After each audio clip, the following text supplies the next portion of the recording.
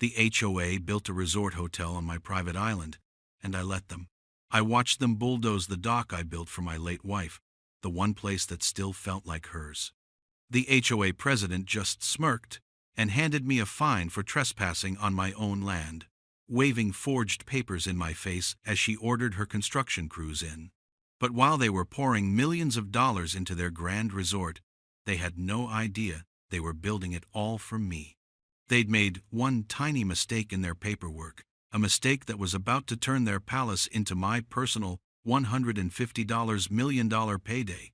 Where are you watching from? Drop a comment below, because this revenge is served ice cold.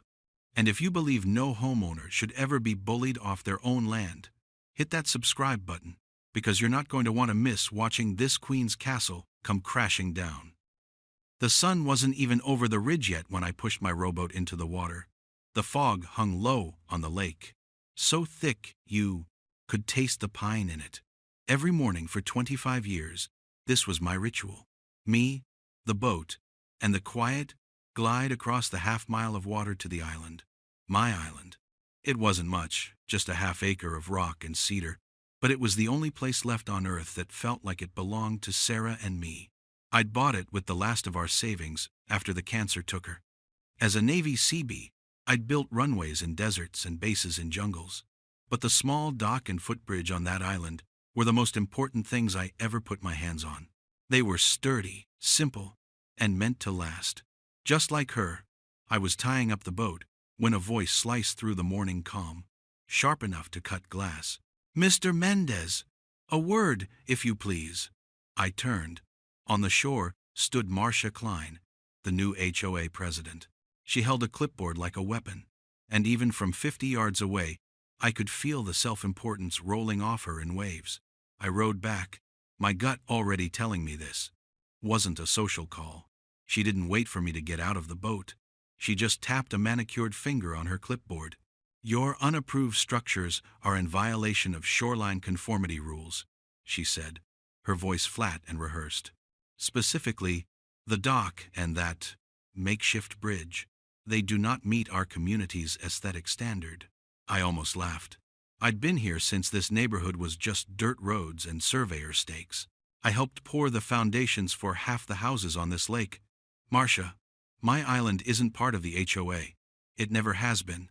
She gave me a tight, condescending smile. The kind of smile that says, "You poor, simple man. That's been rectified," she said smoothly. "Lake access is a community asset now. It all belongs to the homeowners." She handed me a crisp envelope. Inside was an official-looking letter, fining me $500 per day, until I tore down my own dock. "You have 30 days to comply," she added, already turning to leave. "We're cleaning this place up." I spent the rest of the morning at the county records office, my hands smelling of old paper and dust. I was sure it was just a bluff, some bureaucratic mix-up, but there it was, filed 3 months ago, a revised property plat, a brand new survey map, signed and stamped.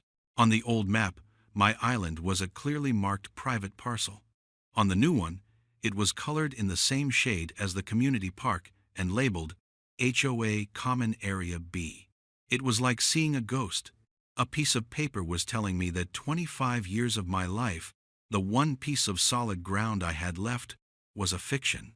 A clerk with tired eyes told me it was a legal refiling. There was nothing he could do. The sting of it was deeper than just land. These were my neighbors. I'd helped Glenn Porter's dad fix his roof last winter. I'd loaned my generator to the Voss family during the ice storm. I thought we looked out for each other. But as I drove home, I saw the little community improvement project signs that had popped up on lawns. Marcia's slogan. It felt like they'd all voted to erase me. I went to her house that evening, holding the new plat map. I didn't raise my voice. I'm not a yeller. I was trained to solve problems, not create them. "Marcia, there's been a huge mistake," I started, pointing to the revised boundary line. "This isn't right. You can't just resurvey my property and claim it." She didn't even look at the map. She was watering her petunias, refusing to look me in the eye. "The board voted," she said, snipping a dead blossom. "It's for the good of the community. Property values, you know. She finally turned to me, and her eyes were cold, almost reptilian. Frankly, Jack, that shabby little island is an eyesore. You'll thank us when it's been properly developed. And then she gave me that smirk again. It was the smirk of someone who had all the spirit, power, and knew you had none. The smirk of a bully who had found the perfect victim. My hands tightened on the rolled-up map. All my training, all my discipline, was screaming at me to stay calm. She wasn't worth it. But as I walked away, a cold, hard knot formed in my stomach. This wasn't about a dock anymore. This was about theft. The next morning, I was woken up by the low growl of diesel engines. It was just after dawn, but the sound was already echoing across the water. I ran to the shoreline, my heart pounding in my chest. There, chugging across the lake, was a barge carrying a small bulldozer and a crew of 4 men in hard hats. They were headed for my island. Behind them, on a sleek pontoon boat, stood Marcia Klein, pointing and directing them like a general leading an invasion. I scrambled into my rowboat, paddling furiously to intercept them. A younger man, broad and wearing a shirt with HOA security stitched on the front, blocked my path at the dock. It was Glenn Porter, the HOA's vice president and Marcia's loyal shadow. He puffed out his chest, trying to look official. "Can't let you over there, Jack. It's an active construction site now. For your own safety." I looked past him, at the men already unloading the bulldozer onto Sarah's island. "You can't do this, Glenn. That's my land. You know it is." He just shrugged, avoiding my eyes. He pulled a folded paper from his back pocket. "We've got the permits right here. It's HOA property now. You need to stay on this side of the lake." I watched, helpless, as the bulldozer roared to life. Its steel blade bit into the earth, tearing up the wildflowers Sarah and I had planted years ago. They started with the footbridge, splintering the hand-hewn cedar planks in a single, brutal shove. From her boat, I could see Marcia smile. That's when the quiet, patient builder in me died, and the CB took over. They had declared war. They just didn't realize I knew how to fight one. My first calls were to the county planning department and then the state land board.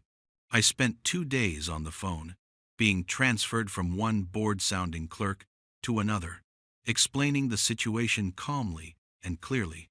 I sent them copies of my original deed from 25 years ago, the one Sarah and I had framed. The response was always the same, a polite but firm dead end.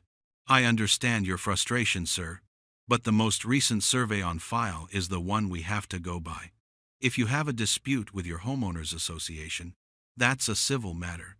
A civil matter." It felt like my house was on fire, and the fire department was telling me to have a polite chat with the arsonist. If the system wouldn't help me, I'd have to go through them. I went to the monthly HOA meeting, held in the chilly, fluorescent-lit basement of the community clubhouse. The air smelled of stale coffee and self-importance.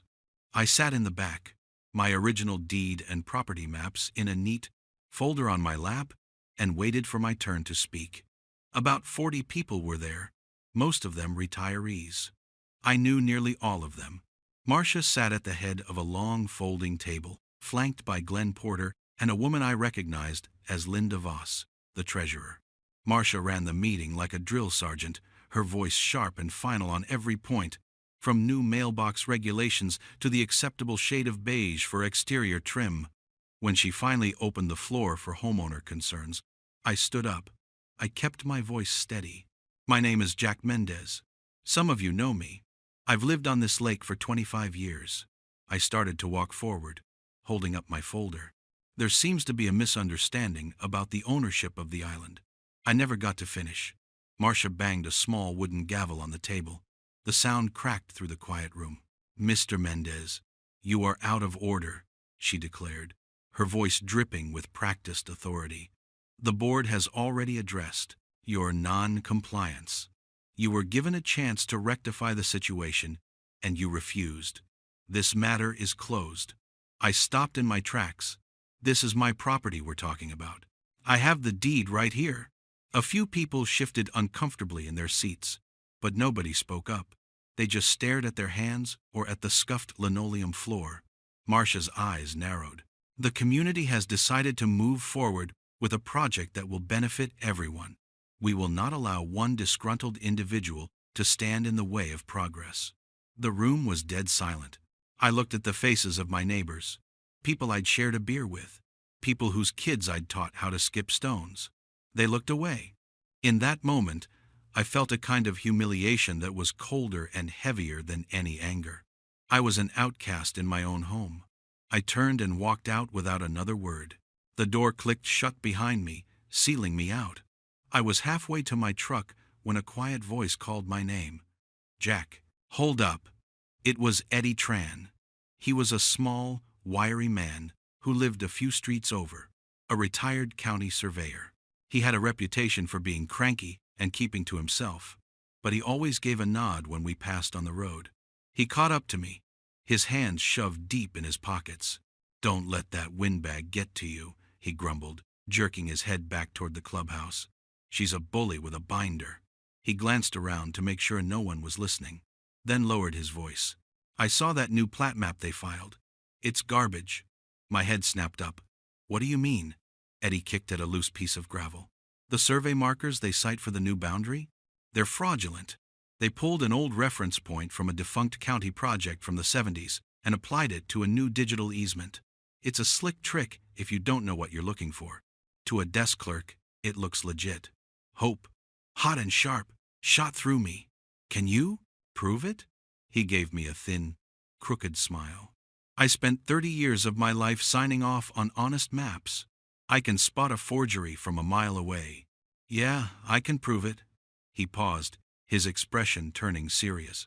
"But it's going to take time, Jack. I need to dig up the original archives, chain of title documents, maybe even find the original survey crew. It won't be fast." I could have hugged him. "Take all the time you need, Eddie. Just tell me what you need from me." He just nodded. "Stay quiet for now. Let her think she's won. The bigger she builds her case, the harder it'll fall." I clung to that hope for the next 2 weeks. It was a small, flickering flame in a hurricane. Every morning, I woke up to the sound of their machines across the water. First, it was just the bulldozer, leveling the small clearing where Sarah and I used to have picnics. Then came the chainsaws. I watched them drop the old cedars, one by one, trees that were standing long before any of us were born. A week later, a new barge arrived. This one, carrying a piling driver.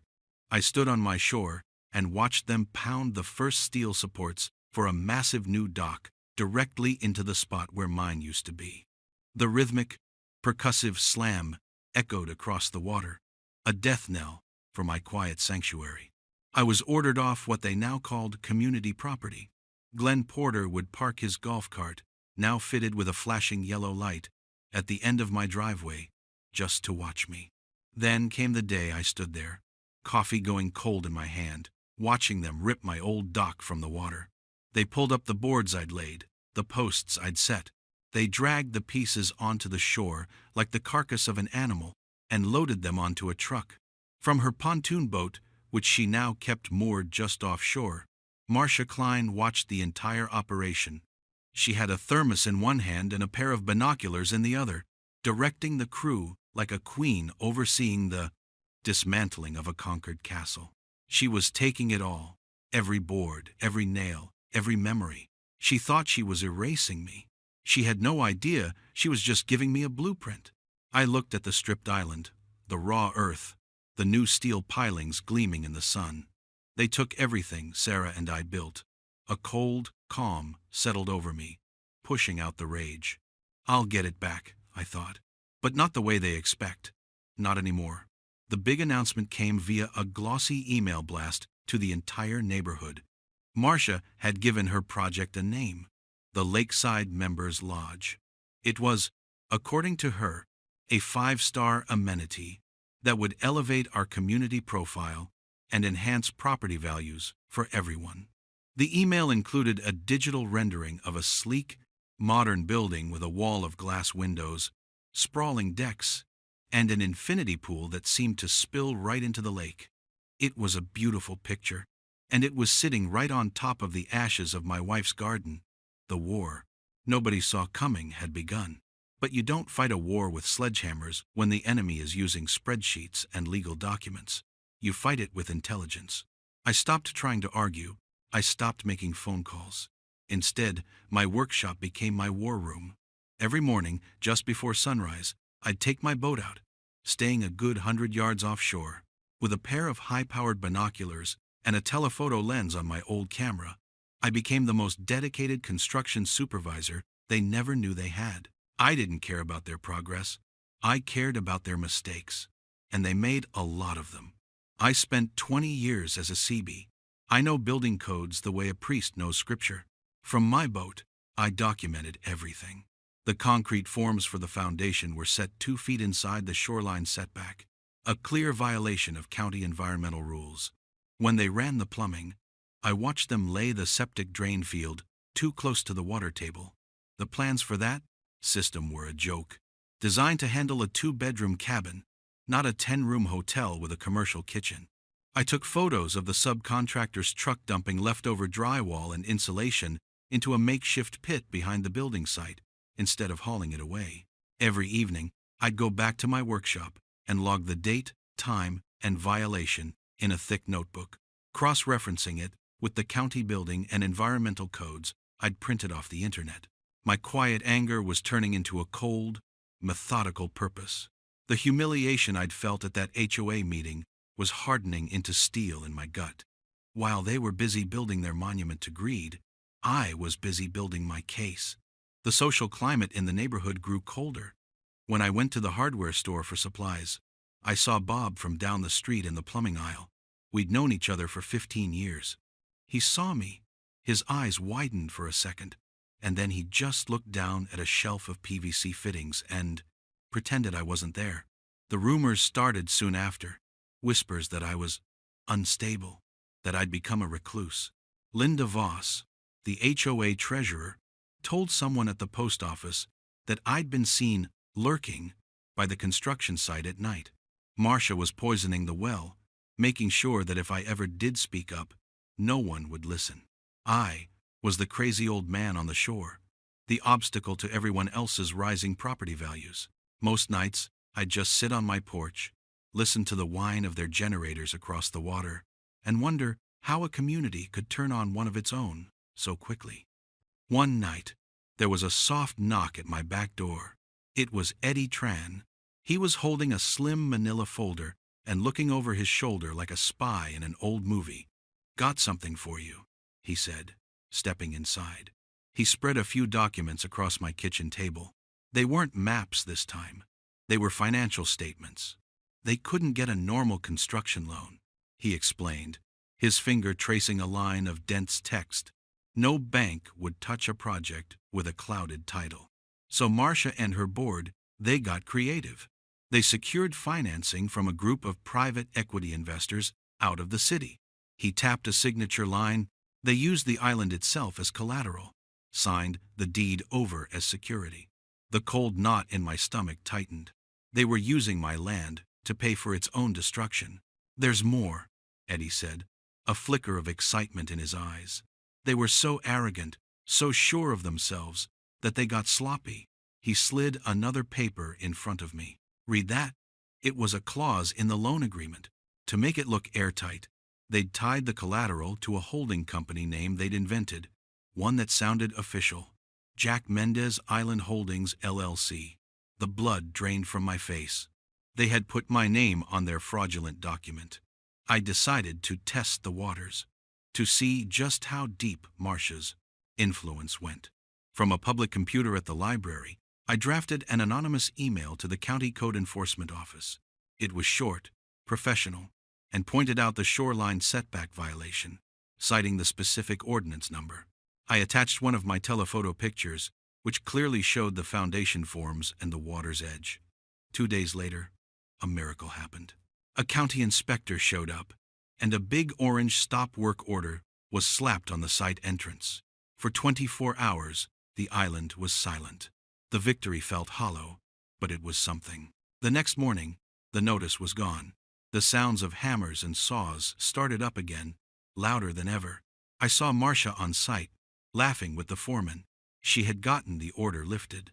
She had a friend in the right office, a favor she could call in. It was a clear message.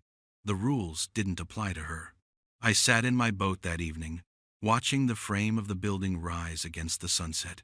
It was no longer a mess of foundation and rebar. It was starting to look like a building. And in that moment, watching the skeleton of their resort take shape, a new plan began to form in my mind. A much better plan. Eddie's proof could bog them down in court for years.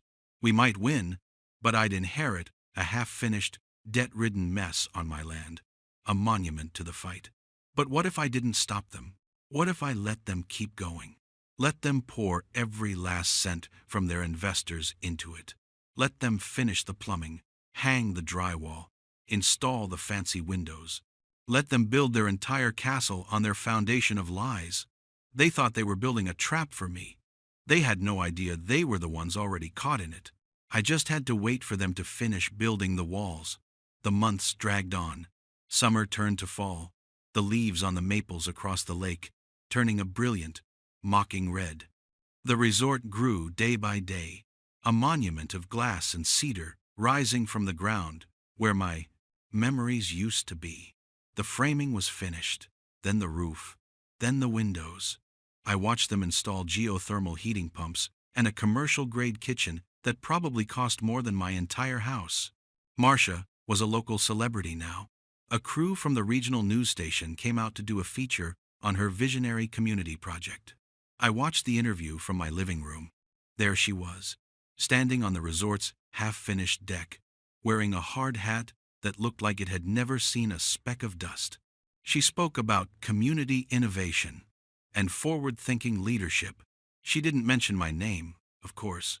To the world, it was as if I never existed, as if that island had just been sitting there, waiting for her to come along and give it purpose. The county records office confirmed it. A quick search showed my name had been completely scrubbed from the property's chain of title. Officially, I was a ghost. A couple of my old CB buddies, Frank and Dave, drove up for a weekend to go fishing. They hadn't seen the lake in over a year. When they pulled into my driveway, their faces fell. Frank just stood there, looking out at the massive structure on the island, his mouth hanging open. "What in the hell is that, Jack?" I spent the next hour explaining the whole sordid story. Dave, who'd been a master at arms, was practically vibrating with anger. "You've got to sue them into oblivion, Jack. We'll get you a lawyer, a bulldog. We can crowdfund it if we have to." I just shook my head, my eyes fixed on the building across the water. "Not yet," I said quietly. "The timing's not right." They looked at me like I'd lost my mind. To them, it was simple. Someone wronged you. You hit back. Hard. They didn't understand that my war wasn't about hitting back. It was about taking everything. They didn't see the bigger picture, the long game I was playing. They just saw a friend who looked defeated, and it tore them up. They left on Sunday, promising to call and check in, their faces etched with worry. As I watched their truck disappear down the road, a wave of profound loneliness washed over me. For a moment, I felt the suffocating weight of it all.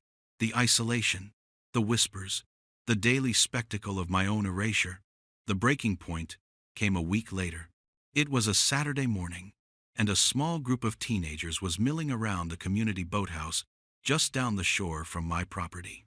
They were wearing matching bright yellow t-shirts that said HOA Community Volunteer. Supervising them, with a walkie-talkie clipped to his belt, was Glenn Porter. He was directing them to pick up litter along the shoreline. Later that afternoon, I went down to my own boathouse to work on my boat's motor, and I saw it.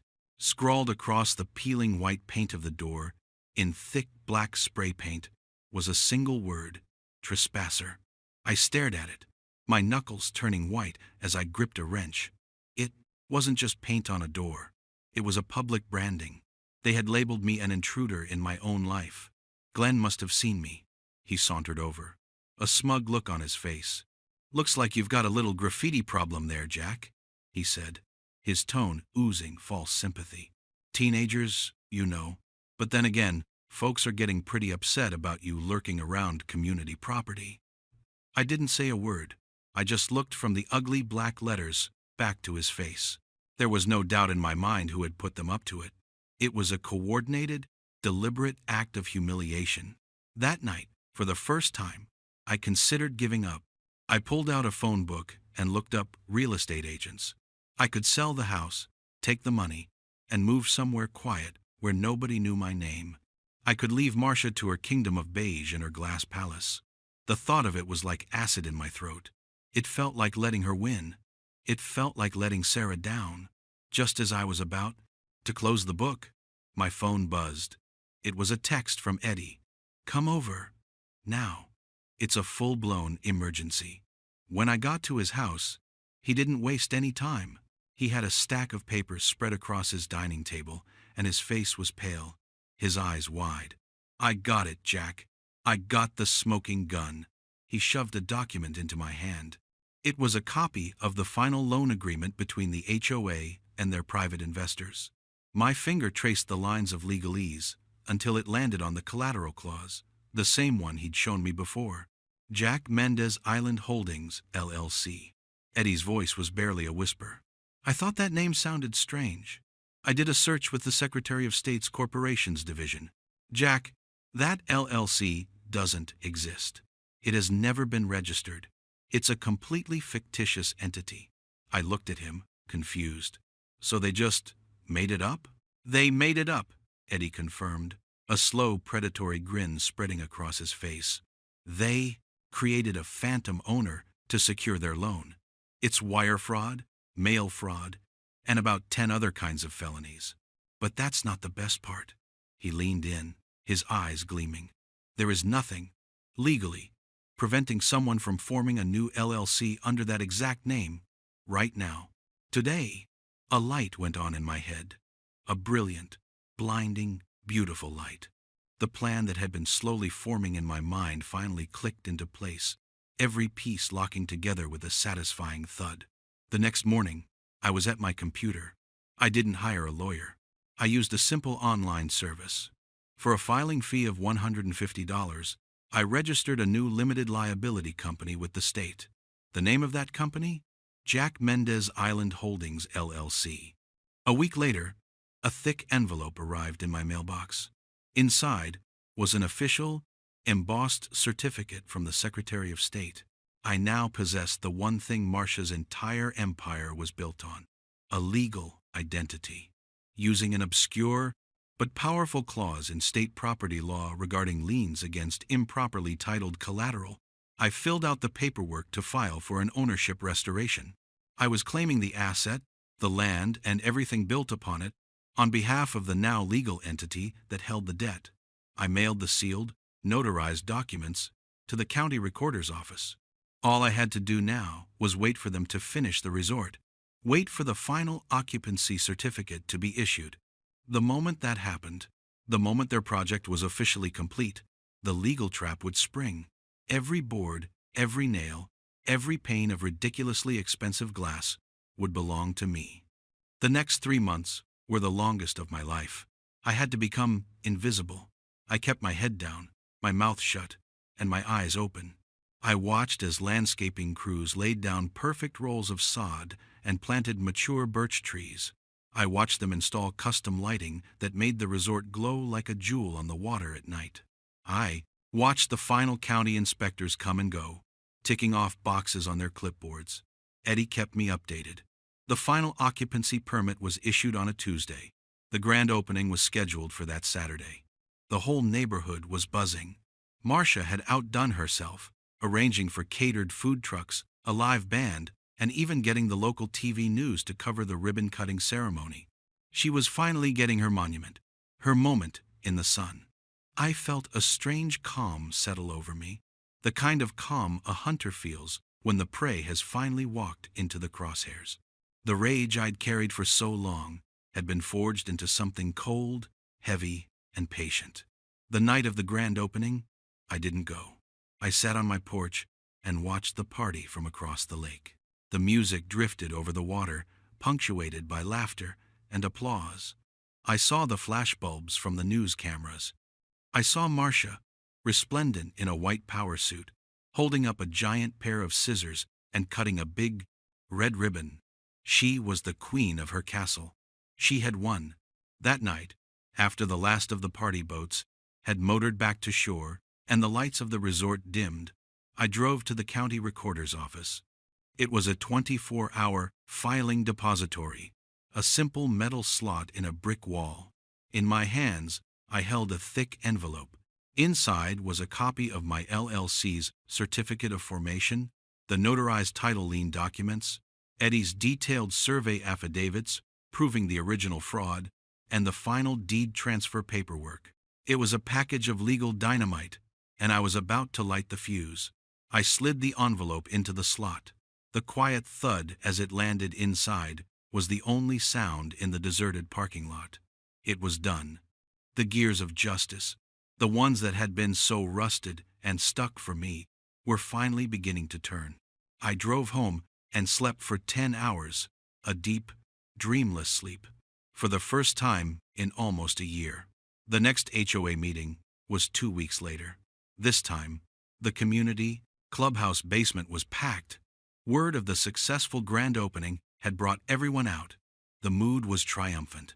Marcia was holding court, accepting congratulations, and laying out her grand plans for Phase 2 of the Community Improvement Project. I waited in the back. Just as before, I let her go through her entire agenda: the budget approvals, the committee reports, the condescending reminders about lawn maintenance. When she opened the floor for new business, I stood up. A low murmur went through the room. Heads turned. Marcia's smile tightened into a thin, irritated line. "Mr. Mendez," she said, her voice dripping with condescension, "I believe we've made it abundantly clear that your concerns have been addressed. The Lakeside Lodge is a community asset. This matter is—" "I'm not here to talk about my concerns," I interrupted, my voice calm and even. It carried across the room, cutting through the chatter. I started walking toward the head table, just as I had all those months ago. This time, no one stopped me. "I'm here to talk about your concerns." I placed a single, thin folder on the table in front of her. She stared at it, as if it were a snake. "What is this?" she snapped. "That," I said, loud enough for everyone to hear, "is a copy of the new title deed for the island and all improvements thereon. As of 8:01 a.m. yesterday, it was officially recorded by the county." Her face went blank. A few people in the front row leaned forward, trying to see. "You built your beautiful resort on my property," I said, letting the words hang in the air. "Every board, every nail, every ridiculously expensive window. It was all a very generous gift. Thank you." A collective gasp went through the room. It was a sound like the air being sucked out of a vacuum. Marcia's face had gone from confused to a blotchy, furious red. "This is absurd," she sputtered, fumbling to open the folder. "Security. Glenn, remove this." "Man!" But Glenn Porter was frozen, staring at me with a look of dawning horror. Linda Voss, the treasurer, was already backing her chair away from the table. "Is that so?" I said, pulling my phone from my pocket. "Let's find out." I hit the speakerphone button.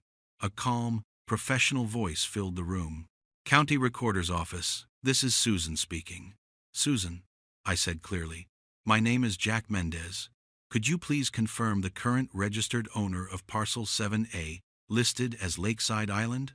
There was a moment of keyboard clicking. The entire room held its breath. "Certainly, sir," Susan's voice chirped back. "As of yesterday's filing, that parcel, including all structures and improvements, is registered to a single owner entity, Jack Mendez Island Holdings, LLC. The silence that followed was absolute. You could have heard a pin drop on the stained carpet. Marcia's jaw worked, but no sound came out. She looked at the faces around the room, searching for an ally, for someone to tell her this was all a joke. But all she saw were stunned, horrified stares. Her empire, built on lies and petty tyranny, had just crumbled to dust in front of everyone. "You can't do this," she finally whispered, her voice a hoarse croak. I leaned in, close enough so only she could hear me. "I didn't do this. You did." Then I straightened up and addressed the room again. "And one more thing. The assessed value of the improvements you so kindly made to my property comes to just under $148 million. The investors who hold the loan on that fraudulent deed are probably going to want that back. I suggest you call a lawyer." That's when Marcia Klein fainted, slumping out of her chair and onto the floor with a soft thud. And as her loyal followers rushed to her side, the news crews, who had been lingering outside after a tip-off from a certain retired surveyor, swarmed into the room, their cameras rolling. The aftermath was a storm. The news story went from a local curiosity to a regional sensation overnight. My face was on TV, not as a disgruntled old man, but as the quiet builder who had outsmarted a corrupt HOA. The phones didn't stop ringing. Lawyers, reporters, and even a book publisher. The HOA, naturally, tried to fight back. They hired a team of expensive lawyers from the city, who immediately filed an emergency motion to reverse the title transfer, claiming fraud. The judge, a no-nonsense woman with sharp eyes and an even sharper tongue, took one look at Eddie's meticulously documented survey fraud and the non-existent LLC on the loan documents. She threw their case out in less than 15 minutes, calling their legal arguments frivolous and, frankly, insulting to the court's intelligence. That's when the real panic set in. The private equity investors, the ones who had funded Marcia's palace, were now on the hook for a $148 million loan with zero collateral. Their lawyers descended on the HOA like wolves. The rats started jumping from the sinking ship. Linda Voss, the treasurer, was the first to crack, facing potential fraud charges herself. She cut a deal with the district attorney. She handed over years of doctored financial records, emails, and minutes from secret board meetings where Marcia had outlined her plan to seize my island. It turned out Marcia's ambition went far beyond a simple resort. She had been in talks with developers to sell the entire lakefront, using the lodge as a centerpiece for a massive new commercial development. The community she claimed to be improving was just a commodity to be sold off to the highest bidder. Marcia, however, refused to go down without a fight. She was cornered, desperate, and that made her even more dangerous. She tried to sabotage the resort itself. Her next move was to get the occupancy permit voided. If she couldn't have the building, no one would. She found the county inspector who had originally signed off on the project, the same one who'd made the stop work order disappear, and offered him a briefcase full of cash to retroactively fail the inspection, citing fictitious electrical and plumbing hazards. She was trying to declare the building unsafe, making it worthless to me or anyone else. It was a classic scorched earth tactic. What she didn't know was that the inspector, seeing the writing on the wall and not wanting to go to prison for her, had already paid a visit to the DA's office. He walked into his meeting with Marcia wearing a wire. The entire bribery attempt, every wheedling promise and veiled threat she made, was recorded in crystal-clear audio. That recording was the final nail in her coffin. The county DA now had her dead to rights, on bribery, conspiracy, and a whole host of other felony charges. The entire HOA board was implicated. They turned on her completely, each one trying to paint themselves as an unwitting victim of her manipulative schemes. Glenn Porter claimed he was just following orders. Linda Voss played the part of the dutiful treasurer who was too intimidated to speak up. It was a pathetic, predictable cascade of cowardice. The HOA called an emergency meeting. This time, it wasn't in the stuffy clubhouse basement. They had to rent the high school auditorium to accommodate the crowd. Every homeowner was there, along with news crews from 3 different stations, their cameras set up in the back. The meeting was broadcast live online. The mood was no longer triumphant. It was terrified. People were worried about their property values now, about the massive legal bills the HOA had incurred, about the stain of scandal that was now splattered all over their neighborhood.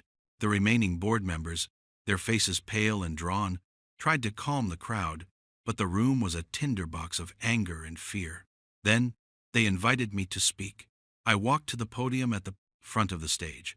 the same stage where I'd watched my daughter graduate years ago. The room fell silent. I didn't raise my voice. I didn't gloat. I just looked out at the faces of my neighbors, the ones who had shunned me, the ones who had chuckled at my humiliation, and the few who had looked away in shame. For the last year, I began, my voice steady, this community has been run by fear and greed. You were promised higher property values, but you were sold a lie. I let that sink in. I have no interest in running a resort hotel, but I also have no interest in letting this monument to corruption sit empty. I paused, then delivered the final blow. This morning, I finalized the sale of the resort and the island to a national corporate retreat chain. The sale price was $150 million. A wave of murmurs and gasps swept through the auditorium. The sale was contingent on one condition, I continued, my voice rising slightly. A portion of the proceeds, $10 million to be exact, will be placed into a community restitution fund. Now, the silence was absolute. That fund will be managed by an independent trustee. It will be used to pay off every single bogus fine this HOA has levied for the past 5 years. It will compensate any homeowner who was forced to make unnecessary modifications at their own expense. And it will pay for the immediate and complete dissolution of this current HOA. The room exploded. It started as a ripple of applause from a few people in the back and grew into a thunderous, standing ovation. People were cheering, hugging, some were even crying. It was the sound of a pressure valve being released, of a long nightmare finally ending. In the midst of the chaos, I saw them. 2 uniformed sheriff's deputies had entered from a side door. They walked calmly and directly to the front row where Marcia Klein was sitting, stone-faced. They leaned down, spoke to her quietly, and then, as the whole room watched, she stood up and placed her hands behind her back. The sharp click of the handcuffs was drowned out by the roar of the crowd, but I saw it. I watched as they escorted the queen of the clipboards, the architect of all this misery, out of the auditorium. Her reign was over. And as the applause washed over me, it wasn't triumph I felt, but a profound sense of relief. The showdown was over. The balance had been restored. Justice hadn't just been served, it had been delivered publicly for everyone to see. 6 months later, the lake was quiet again. The new owners of the resort, a company that specialized in corporate wellness retreats, were good neighbors. They were respectful of the environment, kept the noise down, and hired dozens of locals to staff the place, paying them fair wages with benefits. The bright, garish sign that once read, "The Lakeside Members Lodge," was replaced by a simple, elegant wooden one that just said, "Cedar Point Retreat." They even asked for my input on the landscaping around the shoreline to make sure it matched the natural look of the area. I didn't want the money from the sale. Not for myself, anyway. After setting up the Community Restitution Fund, I took a large portion of what was left and established a perpetual scholarship fund in my wife's name. The Sarah Mendez Engineering Grant would provide a full-ride scholarship every year to a child from a veteran's family who wanted to study engineering or construction management. Sarah had always believed that the most noble thing a person could do was to build something that would last longer than they would. It felt right.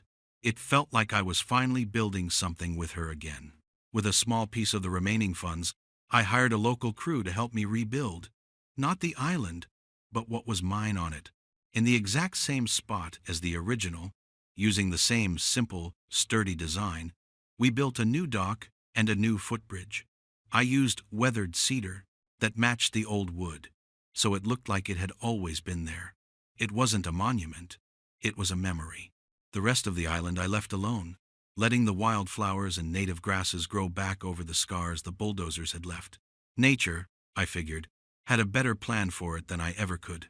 The old HOA was dissolved, buried under an avalanche of lawsuits and criminal charges.